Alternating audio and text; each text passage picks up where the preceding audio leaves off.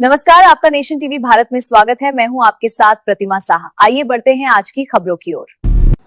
चुनाव आयोग की भूमिका को लेकर माकपा के राज्य सचिव मोहम्मद सलीम ने तीखा हमला बोला है। मंगलवार को वर्धमान में जिला माकपा कार्यालय में आयोजित प्रेस वार्ता में उन्होंने आरोप लगाया कि चुनाव आयोग खुद को उत्पीड़न आयोग में बदल चुका है। निष्पक्ष और स्वतंत्र चुनाव कराने की जिम्मेदारी जिन पर है, वही मतदान से पहले प्रक्रिया को जटिल बना रहे हैं। सलीम ने दावा किया है कि मतदाता सूची को लेकर अनावश्यक जटिलताएं पैदा की गई है। उन्होंने कहा कि मतदाता सूची पहले से ही जनप्रतिनिधि तत्व कानून के तहत तैयार और संशोधित होती है।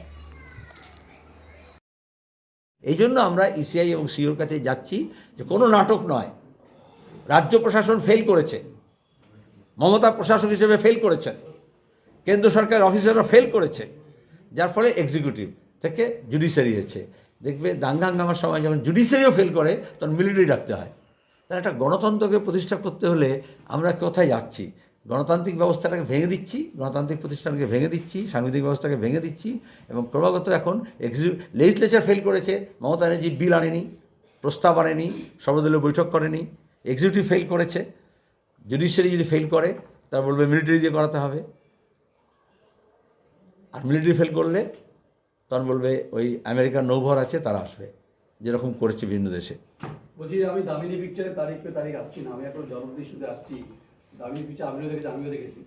বর্ধমান বিশ্ববিদ্যালয়ের পেনশন যারা পাবেন তারা খুব সংকটে এই মুহূর্তে। এই সংকটের আবর্তে বা ঘূর্ণাবর্তে যেটা বলে তার মাঝখানে রিক্রুটমেন্ট হচ্ছে। 5 তারিখে ওয়ার্ক ইন্টারভিউ, অলরেডি 3টে পোস্ট, অলরেডি মোটামুটি ভেতর থেকে যা অভিযোগ আসছে, তাহলে যারা কর্মচারী, যারা বেতন, যাদের পেনশন পাওয়ার অধিকার রয়েছে, সেখানে সংকট, অথচ রিক্রুটমেন্ট হচ্ছে। ছাত্ররা আমাদের, তারাও খুব বিপদে এবং তারা আন্দোলন সংগ্রাম করছে, কর্মচারীরা করছেন, রিটায়ার্ড যারা হয়েছেন, যাদের পেনশন পাচ্ছেন না তারাও আন্দোলন করছেন। আধিকারিক হন আর কর্মচারী হন, ছাত্র হন আর শিক্ষক হন, যখন এই বিশ্ববিদ্যালয়ে শিক্ষা ব্যবস্থাটাকে তছনছ করে দেওয়া হয়েছে, এটা শুধু বর্ধমান বিশ্ববিদ্যালয়, এখানে তো চোখে পড়েছে দুর্নীতিরা বেরিয়ে এসছে বলে, কিন্তু অন্যত্র এই শিক্ষা বাঁচাও আন্দোলনটা বাংলা বাঁচাও আন্দোলনের সঙ্গেই পড়ে। তাছাড়া স্পেসিফিক যদি কিছু থাকে, আমি জানি কোর্ট কেস হচ্ছে, পেনশন যারা পায়নি তাও সেটা আমল দেওয়া হচ্ছে না, আবার যদি কিছু বাড়তি বলতে পারে তাহলে বলতে পারে। ঠিক আছে, সবাই আন্দোলনে আছে, ছাত্ররা আছে, বলো। বিধানসভা প্রস্তাবনার ক্ষেত্রে যেটা বলেন, ওটা কি এখনো আর নামের ক্ষেত্রে এখনো কি সুযোগ আছে? আর চোর পালালে বুদ্ধি বাড়ে, আমরা প্রথম থেকেই বলছিলাম। প্রথম কথা হচ্ছে এখন এটা পলিটিক্যাল ক্রাইসিস, একটা ভোট হবে কি হবে না, ভোটালি থাকবে না, তাহলে শাসকের প্রথম দায়িত্ব ছিল সর্বদলীয় বৈঠক ডাকা, সবসময় হয়।